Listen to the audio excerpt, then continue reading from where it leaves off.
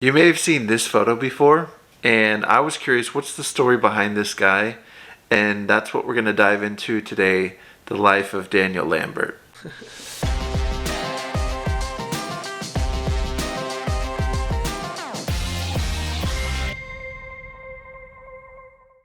Hey everybody, this is David Packer, and if you don't know me, I'm on a mission to lose 300 pounds.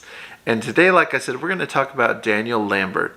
I kept seeing photos of this guy, this quite large gentleman, time and time again popping up when I was digging around the internet. And I was like, man, what's the story behind this guy? Was that even a real person? So I did a little bit of research, and I wanted to share that story with you because I think he had a fascinating life. Daniel was born in 1770 in Leicester, England, and by all accounts he had a pretty happy and healthy childhood. He was into a lot of sporting events like horse racing, dog breeding and racing. He loved hunting and fishing, and he was a very strong swimmer and taught swimming, in fact, to the other children for much of his life. In the records, we see that Daniel tells and states that he does not eat unusually large amounts of food and that he has little to no alcohol, but yet he still, by the age of 23, weighed 450 pounds. Daniel did grow concerned about his weight, so he started exercising and became really strong. At one point, he said he could lift around 560 pounds. Now, the information doesn't say how he lifted it, but still that amount of weight, pretty strong. And that became evident in the fact that he went to a dancing bear display. His dog got off the leash and bit the bear. So the bear starts attacking his dog, and he hits this bear with the pole. He punches the bear, knocking it down, and so his dog escapes.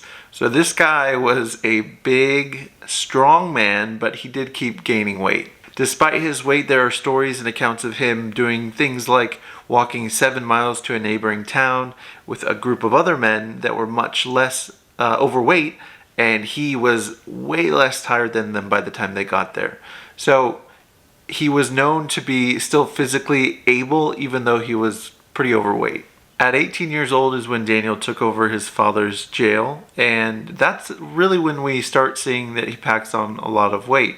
The job was described as pretty sedentary, and so a lot of historians believe that that's when the weight really started to pack on. The weight just continued and continued to pack on. By the time the jail closed in 1805, Daniel weighed 700 pounds. After the closure of Daniel's jail, he found himself struggling with money, and so he moved to London, and in 1806, he unfortunately resorted to having to bill himself as the fattest man in England and would charge people to come visit him. And he made quite a lot of money this way. But it almost became sort of a fashionable, kind of hip thing to do to visit Daniel because he was known to be having such a great personality and very witty and smart. So among the high class, it became a popular and kind of entertaining thing to do to come visit Daniel. And because visiting Daniel had gained so much notoriety and became fashionable, a lot of the cartoonists in the area had picked up and had done their own depictions of Daniel, and that's where we get some of those images that we see today. One thing I really appreciate is that Daniel kept his funniness and wittiness despite his weight issues. At one point, a woman asked him, how much was that coat? Can you tell me? And he was kind of annoyed, so he replied and said, I cannot pretend to charge my memory with the price, but I can put you into a method of obtaining the information you want. If you think proper to make me a present of a new coat, you will then know exactly what it costs. So I thought that was pretty funny. At one point, a guy said something like, hey, my ticket, bought you your next coat. And he said something like, if I knew what part of the next coat it would be, I would tear it out. So he was just kind of, despite his weight and his kind of shyness, he did have a good humor about him, which I appreciate. In 1806, despite his size of being over 700 pounds, medical professionals examined him and they said, we can't find anything in particular wrong with him. So that was kind of an oddity that he was so large but had so little relatively health issues. Although because of his size, unfortunately, at that point and later on in his life, he had to give up some of the things that he absolutely loved, like the sporting and hunting events or riding horses. So that did unfortunately affect his life. And his life comes to a close in 1809 when, unfortunately, at 39 years old, he passes away suddenly.